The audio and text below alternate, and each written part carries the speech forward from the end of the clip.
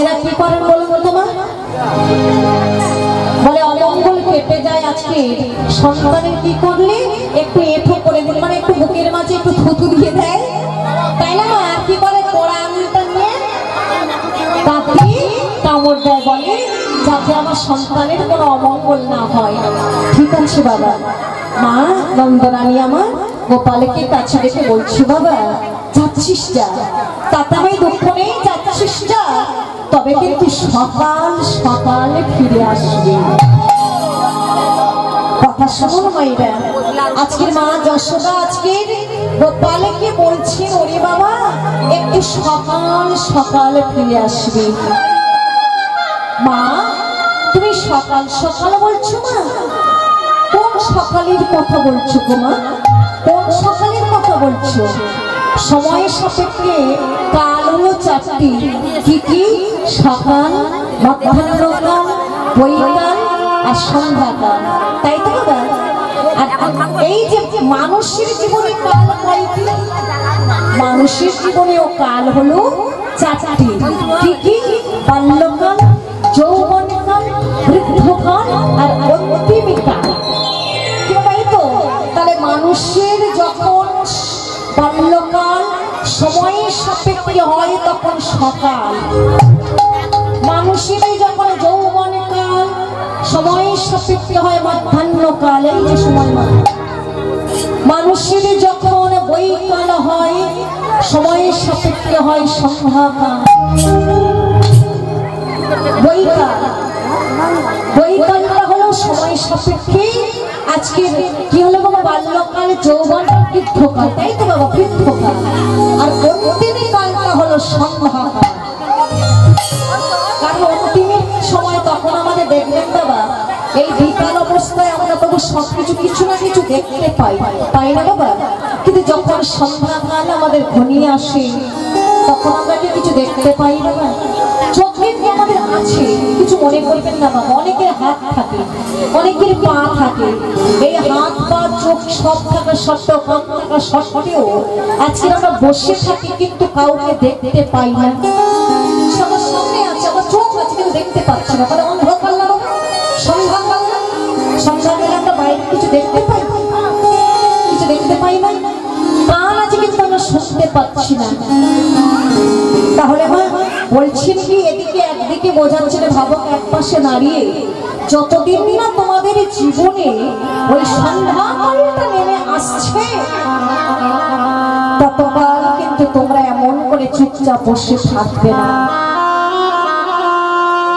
তোমাদের ভাবতে হবে, তোমাদের বুঝতে হবে, এই যে দেহটা, এই দেহটা হেলায় হারানোর জন্য নয়। তোমাদের জানতে হবে যে নিত্য কৃষ্ণ দাস, এটাই তোমাদের ভুললেই হবে না। তোমরা কি ভুলে গেছো এই দেহটা পেয়েছো কিসের জন্য, কার জন্য, কি করার জন্য পেয়েছো? হরি ভজিবার করে আইনো হরি ভজি বারো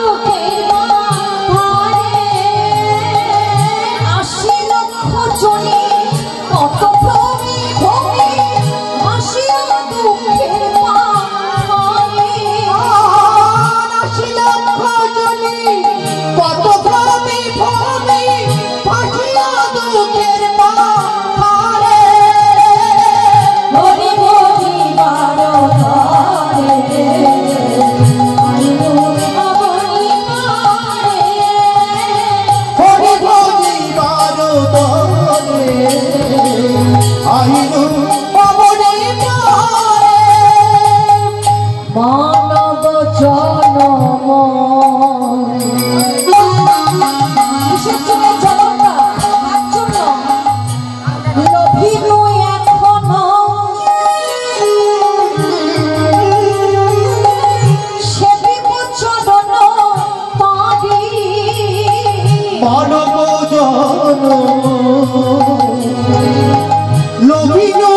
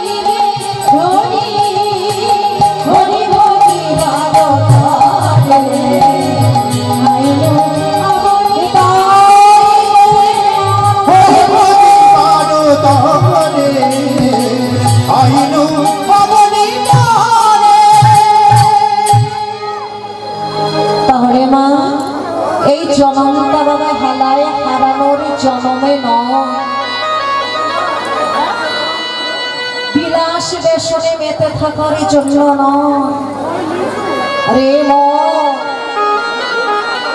একবার কি তোরা ভেবে দেখেছিস যাদেরকে আপনে আপনে ভাবছিস তারা কি কেউ তোর আপন যাদের জন্য অক্লান্ত পরিশ্রম করে মাথার ঘাম পায়ে ফেলে অর্থ উপার্জন করছিস যাদের জন্য আজকের পাথর বসানো ঘর বানাচ্ছিস যাদের জন্য জায়গা জমি আজকের সঞ্চয় করছিস টাকা ব্যাংক ব্যালেন্স করছিস এগুলো কি তোর সঙ্গে কেউ দেবে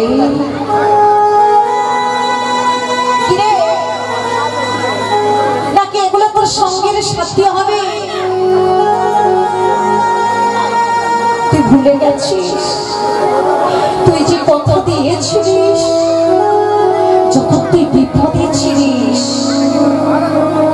এমনি সামনে আমরা বিপদ হয়ে তো পাবো তার কখন জীবনে বিপদ নেমে আসবে বা আসছে আমরা কেউ জানি না বুঝি না কিন্তু এমন একদিন আমরা বিপদে ছিলাম বা দেখতে পাচ্ছি সচক্ষে বাহ্যিক জগতে বিপদ নাই বা দেখতে পাই যখন মাতৃগর্ভের কোনো সন্তান থাকে বা কোনো মা যারা যখন সন্তান গর্ভে ধারণ করে বা করেছে সে সন্তান গর্ভের মধ্যে কত ছটফট করে বলুন তো করে না যারা গর্ভে ধারণ করছে তারাই জানবেন বলে তার কত কষ্ট হচ্ছে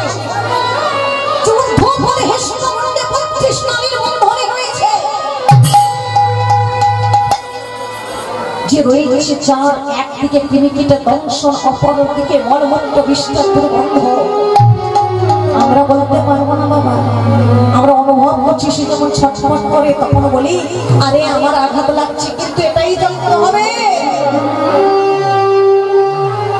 এইটুকুনি গর্ভের মধ্যে 3 কিলো 4 কিলো 4.5 কিলো একটা সন্তানে কি করে কেমন ভাবে থাকে তাহলে সে যখন কষ্ট পায় আমরা যদি এত কষ্ট পাই তাহলে সে কত কষ্ট পাচ্ছে তখন ওই মাতৃ গর্ভে থাকাকালীন সন্তান আমরা যখন ছিলাম তখন ভগবানকে বলেছিলাম হে দয়াময় সহ্য করতে পারছি না। একদিকে পৃথিবীতে দংশন, অপরদিকে মলমূত্র বিষ্ঠার দুর্গন্ধ। দয়াময়, একটাবার তুমি আমার যদি কথা শুনে তুমি তোমার সাজানো উদ্যানে নিয়ে যাও না, তাহলে প্রভু সাজানো উদ্যান কোনটি বাবা? যেখানে রয়েছেন প্রভুর আলো, বাতাস, জল। কথা দিচ্ছি আর সহ্য করতে পারছি না। কথা দিচ্ছি আমি, এই যে কর দুটি দিয়েছ না, এই পরে তোমার মন্দিরে গিয়ে আরতি করবো, নাম কীর্তন করবো, মনে করে তালি দিয়ে চরণে দিয়েছ তোমার কীর্তনে নৃত্য করবো, নয়নে দিয়েছ তোমার চন্দ্র বদন দর্শন করবো, নাসিকা দিয়েছ তোমার হৃদয়ের চন্দ্রনাদির বন্ধ নেব, শ্রবণে দিয়েছ শুনবো, আর বদনে দিয়েছ গাইব। কিন্তু এখন আমরা বাবা যেই আজকে অন্ধকারে কারাগার হতে আজকের আলোরে জগতে গেলাম, এইবার সেই অন্ধকার জগতের কথা ভুলে গেলাম। যাকে কথা দিয়েছিলাম না তোমার নাম গুণাগুণ কীর্তন করবো না, আজকের আমরা কি করলাম? সাথে সাথে আমরা যে মধুমত কৃষ্ণ নামে গাইবার জন্য এসেছিলাম, আজকের আমাদের জেঠিমা, কাকিমা, আজকে ঠাকুমারা আজকের মৌমাছির উচ্ছিষ্ট মধুরে বদনে দিলে দেওয়ার সাথে সাথে ভুলে গেলাম সেই মধুমাতা কৃষ্ণ নাম হল।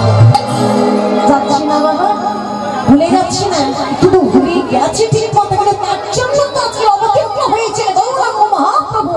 আমাদের তো মনে করিয়ে দিচ্ছে, যিনি 24 বছর বয়সে সংসার ত্যাগ করেছে, যিনি মাকে ত্যাগ করেছে, স্ত্রীকে ত্যাগ করেছে, তাদের জন্য এই কলির কলস নাশিবার লাগি, কলির তপত্যা জীবের মুক্তির লাগি হরিনাম কৃষ্ণ নাম বদন করে গাইবার জন্য সাথে নিয়েছেন কে? কে এসেছে? যার চরণ ধরলে মাগো আমাদের পাবো আর একজনের কৃপা। আগে ধরো গড়া, গড়াটাকে নিত্যানন্দ প্রভু নিতাই চাঁদ ধরলেই বাবা তবে আমার গৌরীর কৃপা হবে, আর গৌরীর কৃপা হলে কি হবে? আমার গোবিন্দের কৃপা হবে। তাই আজকে ছুটি ভাই আজকে নাচতে নাচতে যেন চলেছে আমার গৌরী নিতাই দুটি ভাই সাথে নিতাই গৌরী প্রেমানন্দে হরি বলে বাহু তুলে নাচে আমার গৌরী নিতাই, গৌরী নিতাই দুটি ভাই সাথে হরি বলে বাহু তুলে নাচে আমার গৌরী নিতাই দুটি ভাই সাথে হরি বলে বাহু তুলে নাচে আমার গৌরী নিতাই দুটি ভাই সাথে হরি বলে বাহু তুলে নাচে হল করে হরি নাম সবে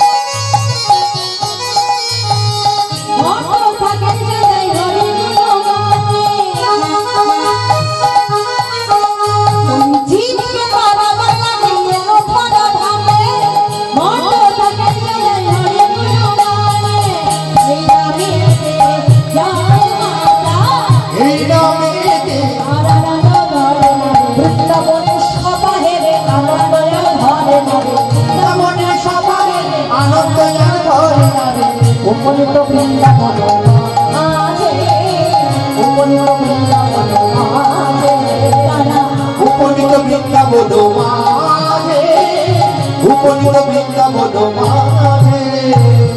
তবে মা এমতো সময় এসে বৃন্দাবনে আজকে ভাই কানাইকে সঙ্গে করে নিয়ে সবাই খেলা খেলছে। কত কি খেলা, তাই না বাবা? যা যা খেলা করতেন আজকে বৃন্দাবন মাঝে আমার গোবিন্দ, সমস্ত কিছু খেলাটা ছিল নতুন নতুন, তাই না বাবা? বিনোদের খেলা, মানে আজকে নতুন নতুন খেলা খেলতেন। কখনো কেউ কাউকে কাঁধে চড়তো, আবার কারো চোখ বেঁধে দেওয়া হতো, আর সব চোরেরা মানে ধরাধরি খেলা, যেটাকে কানামাছি খেলা বলা হয়, সবাই আবার খেলা করছে। এমন সময় গোবিন্দ আমার মনে মনে স্থির করলেন। কি স্থির করলেন? যে ওই কালীদহে রয়েছে কালীয় নাম, ওই কালীয় নামকে যদি আমি দমন করতে পারি, তাহলে যে কীট পতঙ্গ পশু পক্ষী তারা কেউ বাঁচবে না, মুক্তি মানে মারা যাবে তারা সবাই। এমনকি মাগো ওই কালীদহের জলের উপর দিয়ে কোনো পক্ষী যদি উড়ে যায়, সে পক্ষীও পর্যন্ত মারা যায় বাবা। তাহলে বেঁচে আছে কি? ওই কালীদহের তীরে একজন কিন্তু বেঁচে রয়েছে, যিনি কে বাবা? একটা বৃক্ষ, যার নাম হলো কি? কদম্ব বৃক্ষ।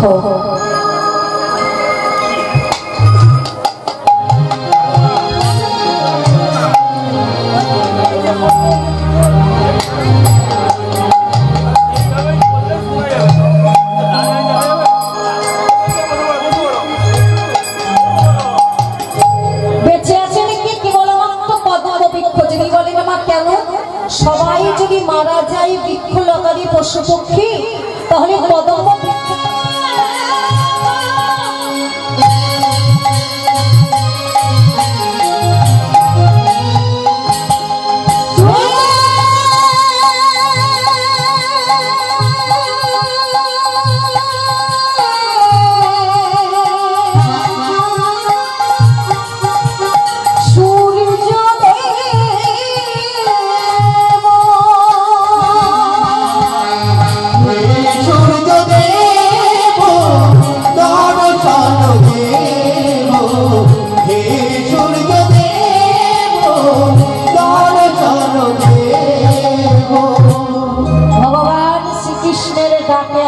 মাগো সূর্যদেব আজকের কি হলো? উদিত হলো।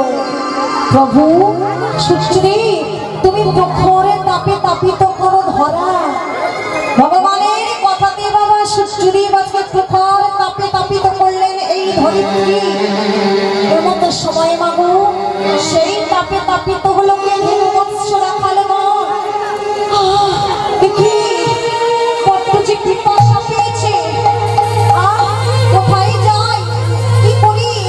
আর যে পিপাসারি জ্বালা সহ্য করতে পারছি না, পিপাসারি জ্বালা সহ্য করিতে না পেরে বলছি এই সময় আমার ভাই কোথায় গেল?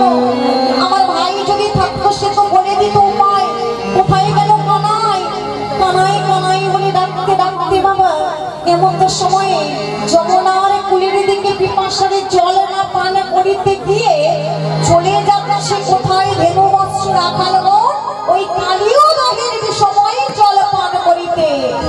হঠাৎ কালী দহের তীরে গিয়ে মাগো পিপাসায় কাতর হয়ে ধেনু মৎস্য রাখাল তাড়াতাড়ি করে গিয়ে সেই কালীয় দহের সময় জল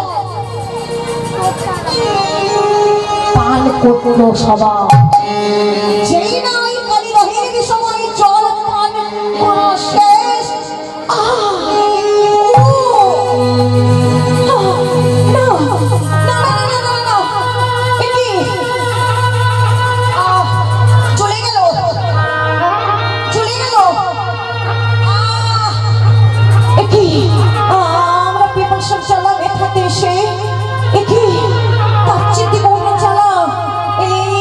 সহ্য করা যায় না।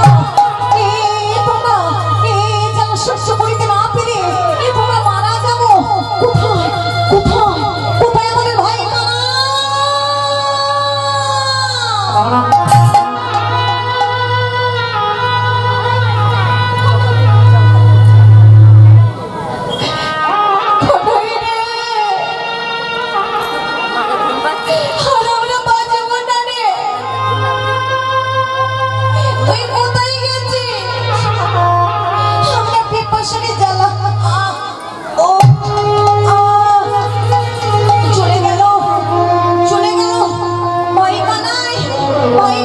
তুই কোথায় আছিস?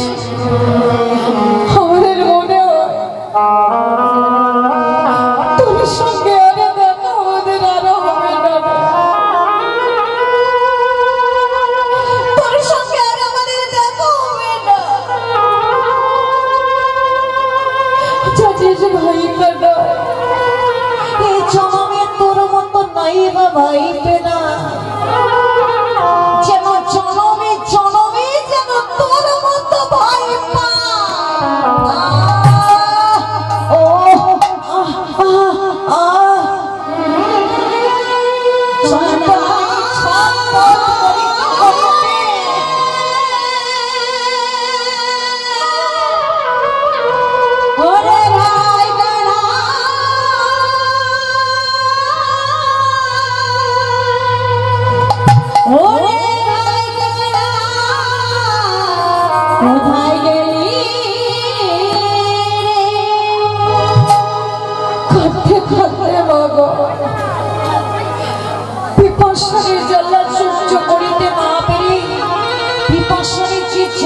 ছিল আমার তার অধিকই জ্বালা, মানে চলে যাচ্ছে বিষের জ্বালা। ছটপট করিতে করিতে আজকে অগম্য পরে জন্মাসী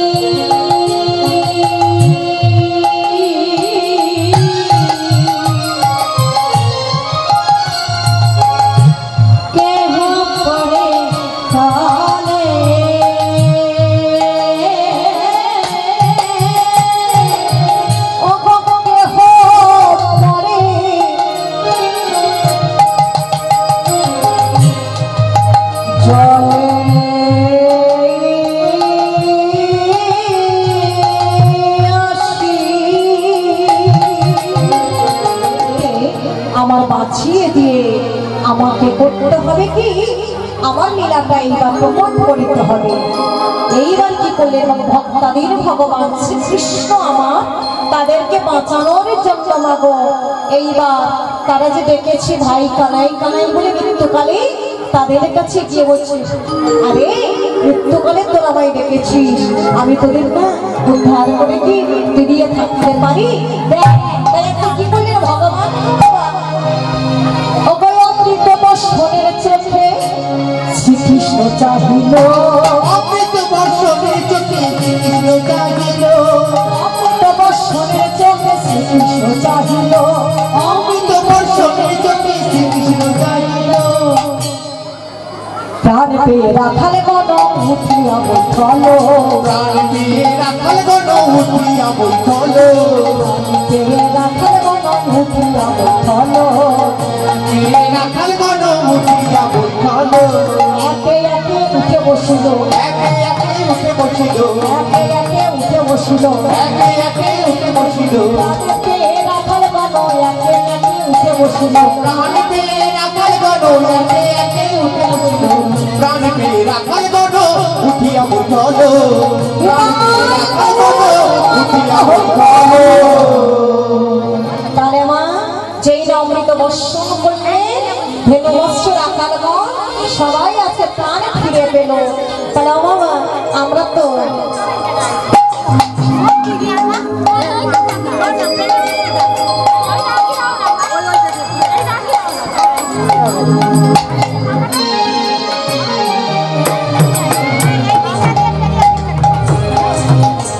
কি গো মাইরা, তাহলে ভগবানকে ডাকলে বাবা অনেক সময়ও প্রাণ পাওয়া যায়, বিপদে পড়লে তাই না বাবা প্রাণ ফিরে পাওয়া যায় না। যত বিপদে থাকলে গেলে বিপদ মুক্ত হয়।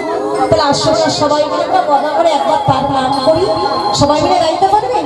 খুব ভালো মান কিন্তু আপনারা, খুব ভালো মান, খুব ভালো। সবাই কি সুন্দর দুটি বাহু তুলে উল্লেখনি করছেন হরিভূমি।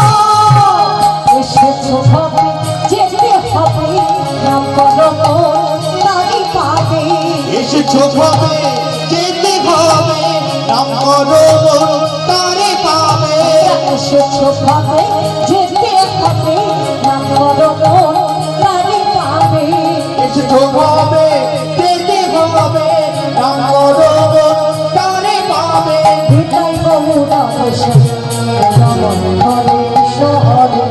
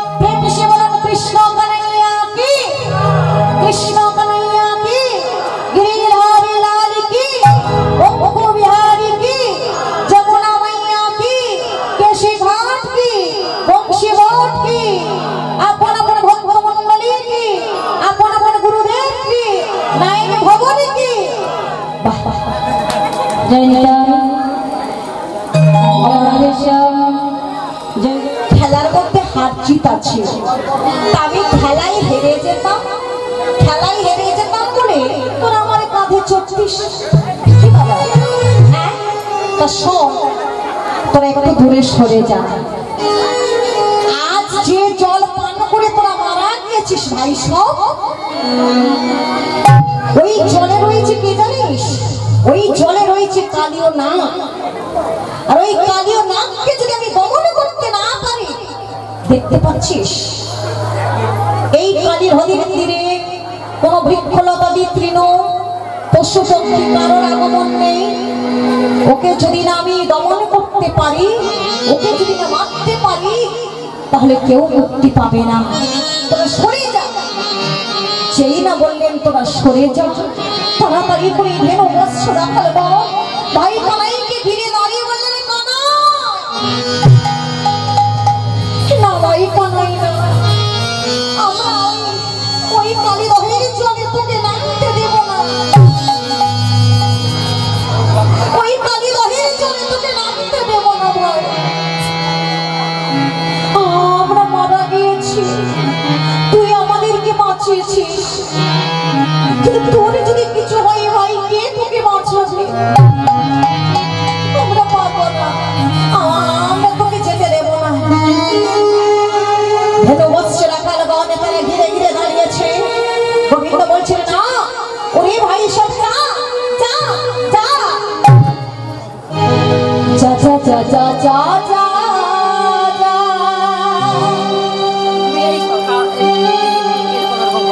দূরে সরে চলে যা। যা যা যা যা যা যা যা দূরে সরে চলে যা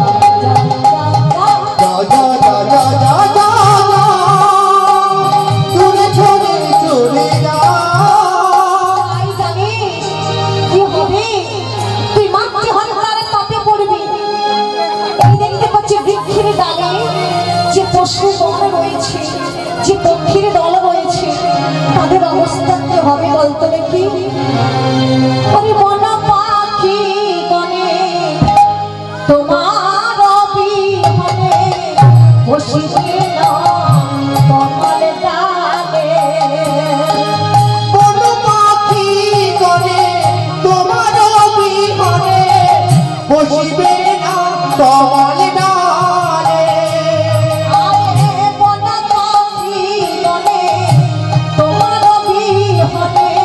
বসবে না কমল ডালে। মনা পাখি গনে তোমার অবিহনে বসবে না কমল ডালে। তারা গাহিবে না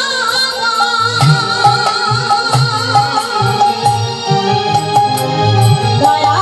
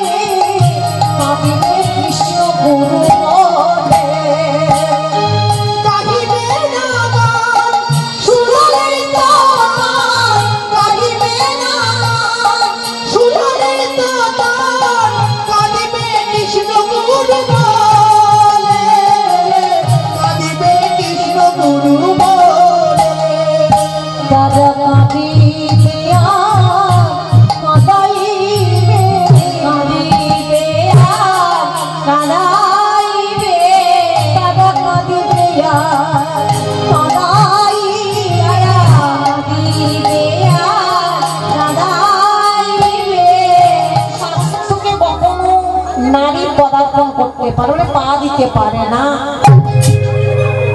তাই জানা ছিল না জয়দেব গোস্বামীর যে নারীরাই হলো প্রকৃতি, পুরুষেরা সমস্ত শক্তি পায় প্রকৃতির কাছ থেকে।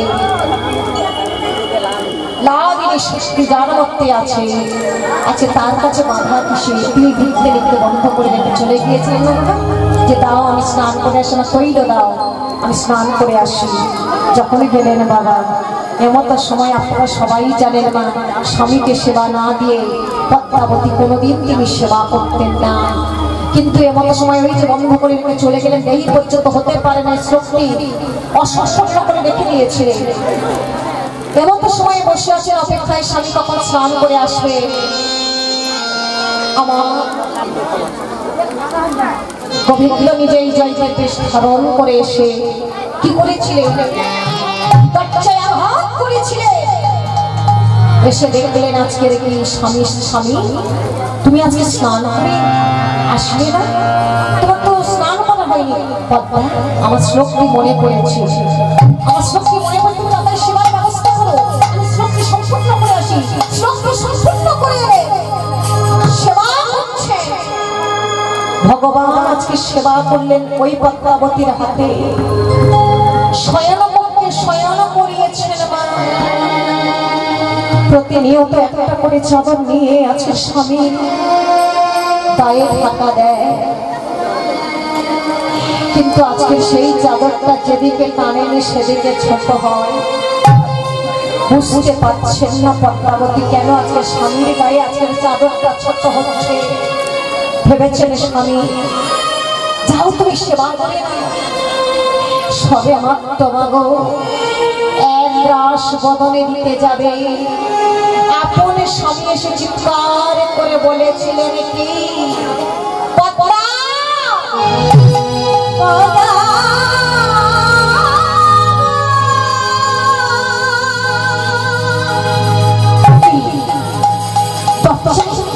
বাচ্চা এমন করে পদ্মা পদ্মা বলে কি ডাকে, কি ডাকে পদ্মা পদ্মা বলে? না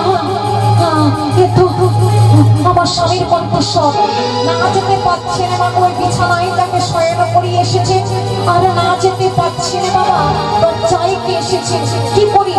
না আমার আমাদের তো দরজা মাত্র একটা, কিন্তু আমার স্বামী গেল কোন পথ দিয়ে? যা হয় হোক, গিয়ে যখন দরজাটা খুলবে দেখতে পেলবে স্বামী স্নান করে এসেছে।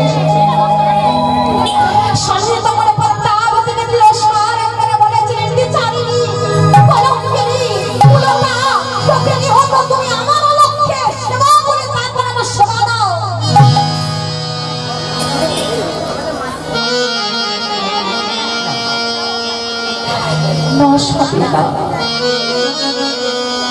আমি তোমাকে না সেবা দিয়ে আমি কোনোদিনই সেবা করি না, এই তো আমি তোমাকে সেবা দিলাম, তোমাকে শয়ন করিয়ে দিলাম, তুমি বললে আমি গীত গোবিন্দটা সম্পূর্ণ করবো, তাও তুমি করলে, আবার তুমি আমাকে বলছো জয়দেবের চেতনা ভুলব। গিয়ে দেখছি বাবা গীত গোবিন্দটা সম্পূর্ণ হয়ে গেছে, বিছানায় যে কেউ শয়ন করেছিল সেও বুঝতে পারবে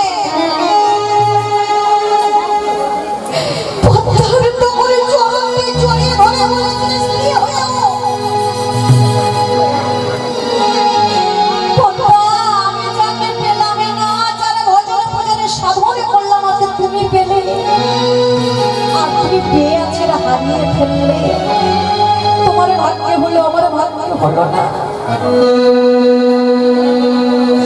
ঠিক এইরকম ঘটনা ঘটেছিল বাবা ভান্ডিরে বনে মনি ঋষিরে, তারা আজকে যজ্ঞ করেছিলেন অন্নকূটের যজ্ঞ গোবিন্দ সেবা দেওয়ার জন্য, তারা দিতে পারেনি আত্মহংকারের জন্য। অহংকার ভগবানকে পাওয়া যায় না, আমিত্ব ভাব থাকলে পাওয়া যায় না। পদ্মাবতী পেল না যেমন, হ্যাঁ জয়দেব পেল না তেমন, ওই মনি ঋষিরাও পাননি বাবা।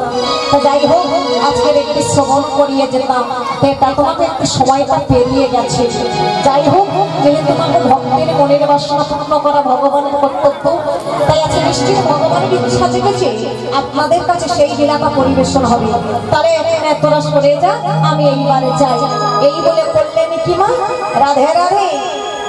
ওই মুনি গোবিন্দ আমার তাদেরকে সরিয়ে দিচ্ছে, বলছেন ভাই সব এমন করে যদি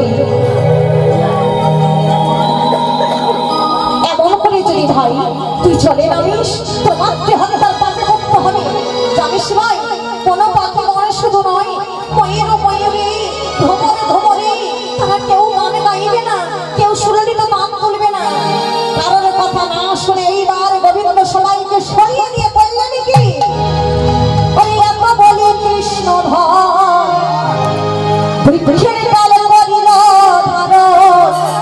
লাফে লাফে উঠি কদমের আলে, এত বলে কৃষ্ণ শিশু করে জলের মধ্যে যেন খেলা করছে না, মারিও না মনে মনে ভাবছে আরে কাদের বাড়ি রে ছেলা কেরা, না জানি কোন রাজপুত্র কেমন কি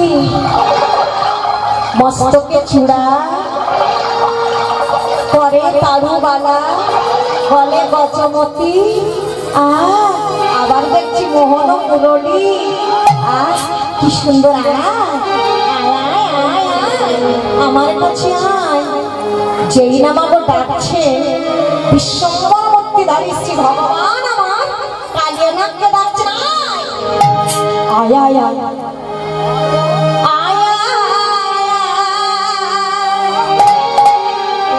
ভগবান ডাকছে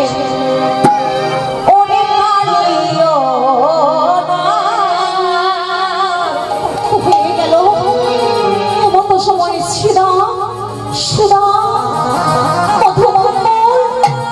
সবাই মনে মনে ভাবছে রেখে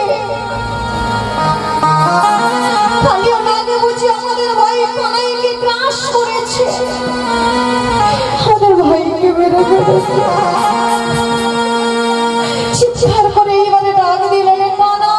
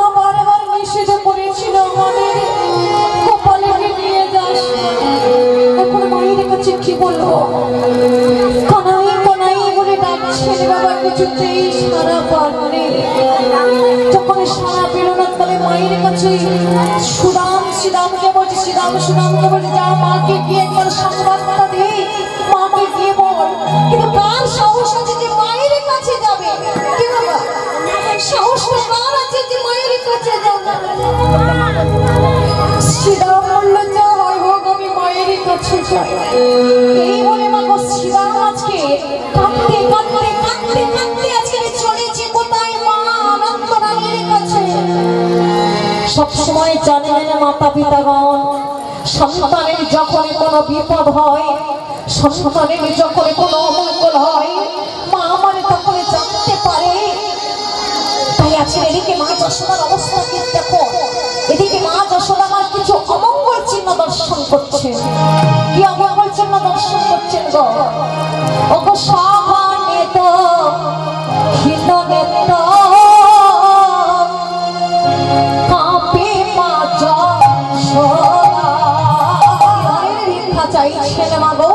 প্রতিধনের ভিক্ষা চাইতে বলছে কি পাবে না তোমাদের প্রতি অতিময় ফল তুমি পাবে না প্রতিধনের ভিক্ষা বলে কেন হে দয়াময় কেন তুমি ফলের জন্য আমাদের স্বামীকে দিয়েছিলে তোমায় কে গো মা কালিয়া নামটাকে ইনি ছিলেন পূর্ব জন্মে চন্দ্রচূড় রাজা করেছিলেন কি জানেন মা ছিলেন বড় দাম্ভিক অহংকারী ইনি ছিলেন কালী ভক্ত মা ছিল কৃষ্ণ ভক্ত এমন সময়ে যখন মা কৃষ্ণ পূজা করত মাকে অপমান করত মা তখন আজকে ভগবানের কাছে জানাতো হে প্রভু নারায়ণ আমার সন্তান অজ্ঞান কিছু জানে না ওকে তুমি তোমার চরণে ঠাঁই দিও এমন সময় দিনের পর দিন যায় গোপনে গোপনে মা পূজা করেন কোনোদিন একদিন মা চন্দ্রচূড় রাজা জানতে পারে জানতে পেরে একবার মাকে নিয়ে কারাগারের মধ্যে রেখে দিয়েছিলেন ক্ষুধায় তৃষ্ণায় কাতর করে যখন মাকে এমন করে ক্ষুধায় তৃষ্ণায় কাতর করে রেখে দিল তথাপিও কিন্তু মা সহ্য করেছিল সেই সন্তানের অত্যাচারের কথা সব সহ্য করা যায় বাবা ক্ষুধায় তৃষ্ণার জ্বালা কি সহ্য করা যায় ক্ষুধার জ্বালা যদি বা নিবারণ করা যায় তৃষ্ণার জ্বালা নিবারণ করা যায় আমার যন্ত্রণায় ছটফট করতে করতে ক্ষুধা তৃষ্ণা মরার সময় তখন বলেছে মরে চন্দ্রচূড় তুই রাজা বলে তোর অহংকারে তুই আজকে আমাকে এমন করে তিলে তিলে মারছিস ক্ষুধায় তৃষ্ণায় কাতর করে আমি তোকে অভিশাপে দিলাম আমি তোকে অভিশাপ দিলাম, তোর ষোলো ব্যাধি হবে, তুই মাতৃ হত্যার পাপে লিপ্ত হবি, তোর ষোলো ব্যাধি হবে, তোর মাতৃ হত্যার পাপে লিপ্ত হবি। এই বলে মা গো চন্দ্রচূড়ের মা মারা গিয়েছিলেন। ওদিকে চরণ সেবা করছিলেন ভোলানাথের মা পার্বতী। হঠাৎ চমকে উঠলেন, চিৎকার করে উঠলেন কেন পার্বতী? কি হয়েছে? আমার সন্তান আমার মেরেছে। তোমার সন্তান? কোন সন্তান? কার্তিক, গণেশ, কে তোমাকে মেরেছে? না, আমার এক সন্তান মেরেছে, যার নাম হলো চন্দ্রচূড়। আমাকে নয়, তার মাকে কোথায় তৃষ্ণায় কাপড় পরে। আমি তো একটা মা, আমি তাকে এই মুহূর্তে অভিশাপ দেব। স্বামী মা হয়েও তো তুমি নিষেধ করেছিল, কিন্তু শোনেননি ভোলানাথ। ভোলানাথ বলেছিলেন আমি ব্যাধি দিলাম, মাতৃ হত্যা করার জন্য তার ষোলো ব্যাধি হবে, ষোলো ব্যাধি হবে, ষোলো ব্যাধি হবে। ও বাবা, ভোলানাথের অসাধ্য ব্যাধি কি ব্যক্ত হয় বাবা? দিনের পর দিন চন্দ্রচূড় রাজা মাগো এইবার হলো কি অসহ্য পেটের যন্ত্রণা, ষোলো ব্যাধি যন্ত্রণায় ছটফট করছে আছে চন্দ্রচূড়। ধীরে ধীরে যন্ত্রণার জ্বালা সহ্য করিতে না পেরে চলে গিয়েছিলেন কোথায় বাবা? বনমধ্যে। বনমধ্যে কিছু কাষ্ঠ একত্রিত করে সেই কাষ্ঠে অগ্নি প্রজ্বলিত করে আগুন জ্বালিয়ে ঝাঁপি দিতে যাবে। এমন সময়ে বাবা, এমন সময়ে একজন বলে উঠলেন দৈববাণী করে, কে আপনাদের বোঝার অসুবিধা নেই। বলেছিল চন্দ্রচূড় আত্মহত্যা মহাপাপ, তুমি আত্মহত্যা করো না, তুমি চলে যাও। কোথায়? তোমার আমি নিদর্শন বলে দিচ্ছি। ওই মানস সরোবরে, মানস সরোবরে রয়েছে কি একটা রাজহংস, একটা রাজহংসী। সেই রাজহংস, রাজহংসীকে তুমি যদি মেরে ওষুধের অনুপান করতে পারো তাহলে তোমার ব্যাধি সেরে যাবে। তাহলে বাবা আত্মহত্যা করার দরকার নাই। চন্দ্রচূড় রাজা গৃহে ফিরে এলেন, এসে এইবার চলে গেলেন কোথায়? ব্যাধ দুজনকে ডাকলেন, ডেকে আজকের সেই সরোবরে নিদর্শনে দেখালেন, সরোবরে নিদর্শন দেখালেন, দেখিয়ে আজকের আদিতে বললেন রাজহংস রাজহংসীকে। ব্যাধ দুজনে যখন গিয়ে খাবার নিয়ে বাবা ডাকছেন রাজহংস রাজহংসীকে, আপনারা জানেন সেই রাজহংস রাজহংসীকে যেই না এবার ডেকেছেন বাবা, কেউ কখনো আসতে চায়? আসতে চায়নি, ডাকছে আসছে না। যখন এলো না, ব্যাধ দুজন মনে মনে ভাবছে কি করে ওরা ধরা যায়। পথ দিয়ে আসছে, গেরুয়া বসন করা, তিলক ধারণ করা, শিখা মস্তকে। জিজ্ঞাসা করলেন এদেরকে ধরা যাবে কি করে? বলে কোনো বৈষ্ণবী যদি প্রসাদ নিয়ে ডাকে তবেই ওরা আসে, নচেত আসে না। ব্যাধ দুজনে বাবা এবার সেই বেশ ধারণ করে যেই না ডেকেছে, এমন সময়ে বাবা আয় আয় করে ডাকছে, হংসটা আজকে আসছে প্রসাদে খাবার জন্য। যেই না হংসটা আসছে, হংসী বলছে যেও না, যেও না স্বামী, ওরা ওরা হলো ব্যাধ, ওরা তোমাকে মারার জন্য ওই বেশে এসেছে, তুমি যেও না। হংসী ওরা ব্যাধ হতে পারে, কিন্তু প্রসাদ তো আর ব্যাধ নয়, আর আমি প্রসাদকে তো অমান্য করতে পারবো না। তুমি থাকো, আমি এখনই আসছি। এই বলে মাগো যেই না আজকে ওই প্রসাদটা নিতে মাগো গেছেন কে? হংস। এমন সময় মাগো আজকের ব্যাধ দুজন হংসটাকে ধরেছে, ধরে যেই না আজকে টিপে মারতে গেল, হংসী কাঁদছে, ওকে হংসরা তোমাকে বারবার নিষেধ করেছিলাম, তোমরা আমাকে কেন আমার স্বামীকে নিয়ে যাচ্ছ? আর তোমাকে বলেছেন তুমি কেন গেলে? বলো, তুমি আমার কথা কেন শুনলে না? হংস বলল শোনো ব্যাধ, তোমরা আমার মেরো না, তোমরা মেরে কেন পাপী হবে? যদি মানতে হয় যে আমাকে ওষুধের অনুপান করবে তার কাছে নিয়ে চলো। ধীরে ধীরে চন্দ্রচূড় রাজার কাছে আনতে যেই না গলাটা টিপতে যাবে, বলছে মেরো না, মেরো না। কারণ জীবন্ত হাপা ওই বনমধ্যে একটা কি রয়েছে, একটা কোটর রয়েছে, আর সেই কোটরে রয়েছে একটা বন দেবতা। আর সেই বনের দেবতার যদি তুমি চরণামৃত পান করতে পারো, তাহলে তোমার এই ব্যাধি সেরে যাবে। ধীরে ধীরে বলে, যদি মিথ্যা কথা বলে, এই বলে মাগো সেই হংসটাকে আজকে বলদাবাতে করে ধরে নিয়ে বনমধ্যে গেলেন, সেই কোটরটা দেখে দিয়ে গিয়ে বলছে, বলো এইবার বনদেবতার আহ্বান করো, আর তাকে চরণামৃত দিতে বলো। এইবার রাজা চন্দ্রচূড় ডাকছে, বনদেবতা